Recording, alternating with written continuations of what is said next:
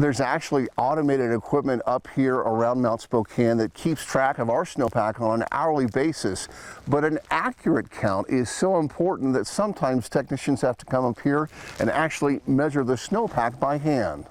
And that's what surveyors like Wes Durheim and Dave Kreff do for the Natural Resources Conservation Service, keeping tabs on our snowpack by measuring how much water it'll give up once it starts melting. It's like a big savings account up in the mountains, and we're trying to build it up during the winter so that during the leaner times, drier times, we can draw on that account. By weighing a core sample of the snow, the survey team can calculate its water content. 32 even. 32 even.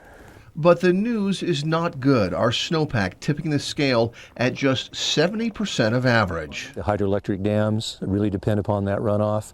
Barge traffic on the Snake River and the Columbia. You look at recreational uses of large reservoirs, lake reservoirs like Coeur d'Alene and Pend Oreille.